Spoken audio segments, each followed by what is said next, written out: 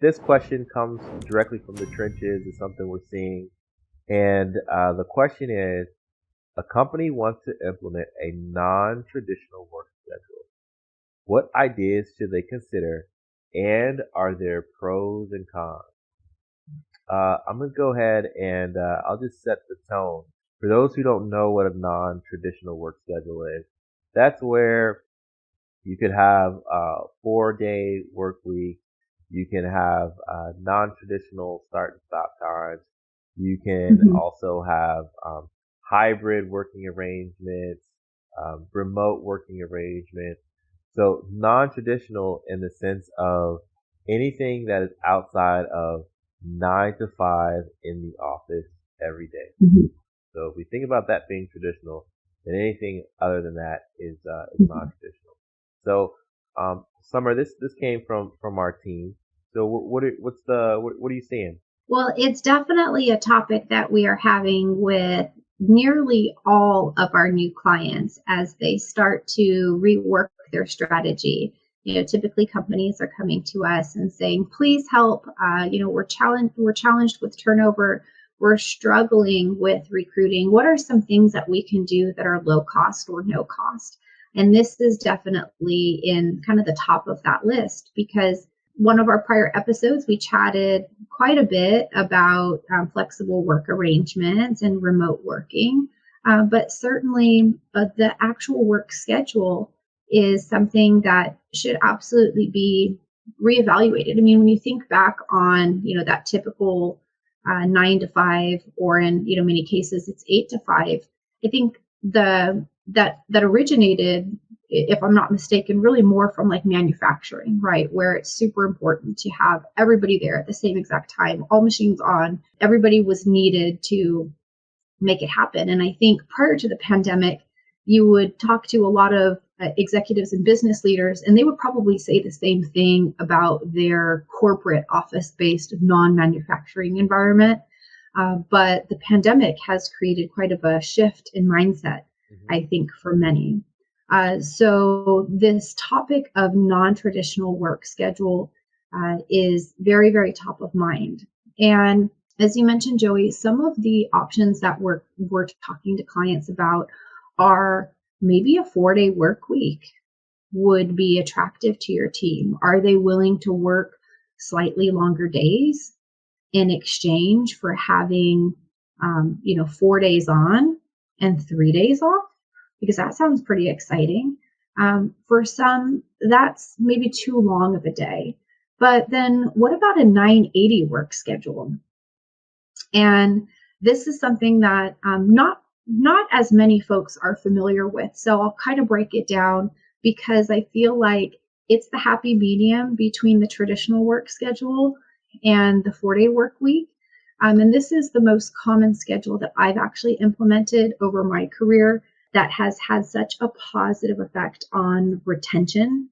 And I'll tell you why in a moment. So the 980 work schedule is actually where, instead of the typical 10 days in a 2-week pay period, you're actually only working 9. Now, if you think about 80 hours being kind of that same typical work period for 2 weeks, you're working the 80 hours over 9 days instead of 10. So I'll break that down just a little bit more for those of you that are like, wait, what did she say? So, in simplest terms, it means every other Friday off. So you're going to work Monday through Friday, 9 days. You're going to work an 8-hour Friday. The next week, you're going to work 9 hours Monday through Thursday, and you're going to have Friday off.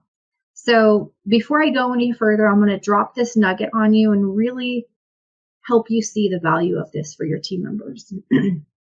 So we're talking about 26 extra 3-day weekends a year. I want you to think about that. If you offered your team 26 3-day weekends a year, do you think they'd be stoked? Absolutely. Yep. So the great part about that is with the 980 work schedule, it's really easy to set up what I call an A and B schedule. So that means that some of your team is there on one Friday, some of your team is off, and then they flip on the following Friday. So that way you're ensuring that you always have coverage for kind of those key things that you need to have somebody at your office for. So, Joey, have you seen the 980 work schedule before? And like, what are your thoughts on it? You know, being here in the DMV, DC, Maryland, Virginia area, you hear about flex work schedules as it pertains to folks who work in the federal government, and so I've Mm-hmm. seen 980s, I've seen 410s, and people really enjoy it. People like Mm-hmm. having sort of the ownership of their schedule, being able to know like when I'm off on that fifth day, or when I'm off on that 10th day of the work period, the pay period rather. So Mm-hmm. yeah, it's really great to see. I think there are pros and cons, and I know we'll get into it, but having that could be a game changer for an organization that may not be able Mm-hmm. to offer some other perks that have monetary components to it, but as a way to say, hey, we want to make this a great place for you to work and allow you to get some time back in your week. Because the reality is Absolutely. people are working 10-hour days anyway, right? So um, let's kind of reward that for our team members. Absolutely. And working a 9 hour day as opposed to an 8 hour day, if that's your typical schedule, it does take a little while to get used to. But I will say that having that Friday off makes it so worth it. And I have seen this play out directly in retaining team members, because when they're evaluating other potential employment opportunities and they realize, oh my gosh, I have to give up my 3 day weekends. I love those. Hmm. It's a huge factor.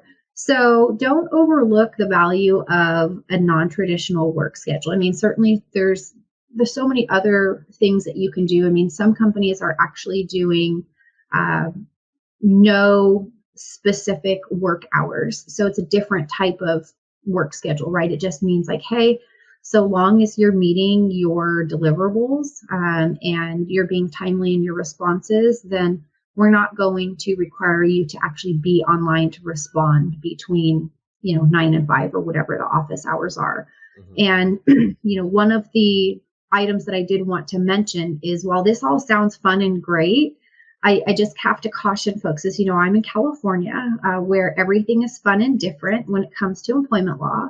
And so just to caution anybody who's looking at doing this, to work with either on a team like us at Jumpstart, or if you have an employment attorney, because there are different laws in different states that impact how hourly employees are paid overtime. In some states like California are super strict, and you actually have to go through an approval process with the California Labor Commissioner before you implement any sort of non-traditional work schedule, because it impacts their overtime calculation. So just uh, kind of word of caution in regards to that. Make sure that you've got somebody giving you good advice on your team.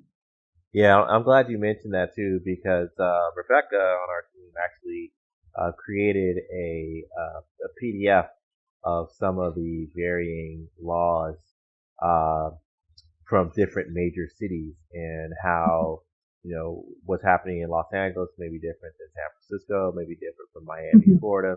So if you want to get a copy of that, we'll drop a link in the show notes for you to just see how different laws compare against different locations. Um, I think if we think about the pros and cons, I know we've got a short window here to chat, but some of the pros are definitely going to be employee engagement, especially if it's an idea that your team is excited about. One of the cons might be uh, not so much a con, but you have to put the work in to ensure that everybody can get what they need while people are out. Because you don't want to Mhm. schedule a 410 or a 980, and really you're just calling people who are out to say, hey, where can I find this? Where can I find that? So Mhm. it may challenge you to look at your systems and your resources, and ensure that everyone got what they need. Um, but I think it's worth evaluating if it's a win for your organization.